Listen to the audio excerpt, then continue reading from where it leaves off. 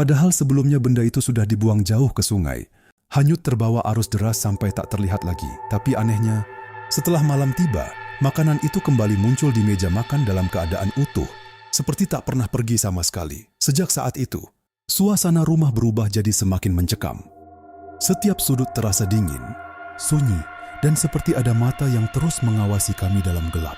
Gangguan demi gangguan mulai terjadi. Anak kami sering bicara sendiri sambil menatap pojok dapur yang kosong. Bahkan beberapa kali dia menangis ketakutan sambil menunjuk ke arah pintu belakang dan berkata kalau ada anak kecil berdiri di sana setiap tengah malam. Dari wajahnya, itu bukan seperti sedang bercanda. Dia benar-benar melihat sesuatu. Ayah yang mulai curiga akhirnya mencoba mencari tahu sejarah rumah dinas itu kepada warga desa. Namun anehnya, setiap kali rumah itu dibahas, warga langsung diam dan mengalihkan pembicaraan seolah ada rahasia besar yang sengaja ditutupi bertahun-tahun lamanya. Hingga akhirnya, seorang kakek tua memberanikan diri bercerita dengan suara pelan dan gemetar. Sebelum kami pindah ke rumah itu, sudah ada 3 keluarga lain yang pernah tinggal di sana dan semuanya pergi secara tiba-tiba di tengah malam tanpa membawa banyak barang. Ada yang bilang mereka diganggu sosok anak kecil, ada juga yang mengaku sering mendengar suara tangisan dari dapur saat lampu mulai padam. Malam berikutnya, ibu tanpa sengaja melihat tetangga kami diam-diam menaruh sesajen tepat di depan rumah. Ketika dipergoki, wanita tua itu langsung pucat dan panik. Tangannya gemetar saat berkata pelan, "Pergilah dari desa ini sebelum semuanya terlambat."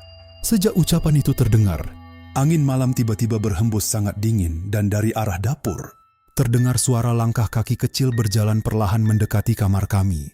Kami pindah dari Jakarta ke desa kecil itu karena tugas dinas ayah. Awalnya, semua terasa biasa saja. Tenang, sunyi, bahkan terlalu sunyi sampai suara jangkrik di malam hari terdengar.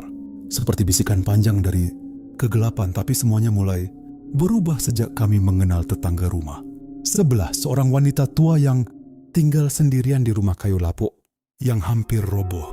Setiap sore, dia selalu berdiri di balik jendela gelap rumahnya. Matanya tajam, tak pernah berkedip, seolah selalu mengawasi setiap gerakan kami warga. Desa jarang berani membicarakannya. Terlalu lama, mereka cuma bilang suaminya meninggal mendadak bertahun-tahun lalu.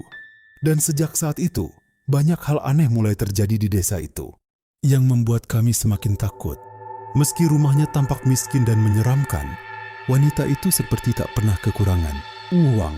Setiap minggu selalu ada orang asing datang membawa karung besar ke rumahnya, lalu pergi sebelum matahari terbit. Tidak ada yang tahu apa isi karung itu, dan tidak ada yang berani bertanya. Suatu malam, ibu terbangun karena mendengar suara langkah pelan di depan rumah. Saat mengintip dari jendela, tubuh ibu langsung gemetar buat wanita tua itu berdiri tepat di depan pagar sambil menaburkan sesuatu seperti abu hitam ke tanah. Bibirnya komat kamit berbisik dengan suara lirih yang tidak jelas. Anehnya, angin malam mendadak berhenti, total sunyi. Seperti seluruh desa ikut menahan napas. Sejak malam itu, adikku mulai sering sakit. Dia menangis setiap tepat pukul 12 malam sambil menunjuk ke arah jendela kamar. Kadang dia berkata ada nenek hitam berdiri di luar sambil tersenyum. Ibu mencoba menenangkan, tapi setiap malam suara tangisan itu semakin mengerikan.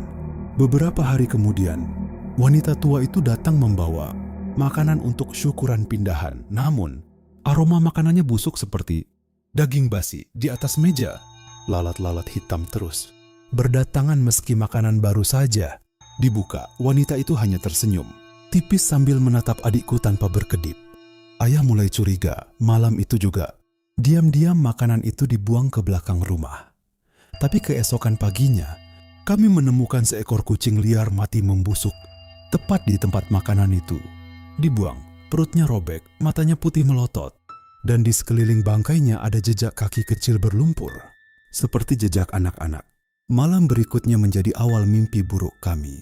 Tok, tok, tok. Suara ketukan terdengar dari pintu depan tepat pukul 3 dini hari, pelan, teratur, seperti seseorang mengetuk dengan kuku panjang. Ayah memberanikan diri membuka sedikit tirai jendela. Tidak ada siapa-siapa.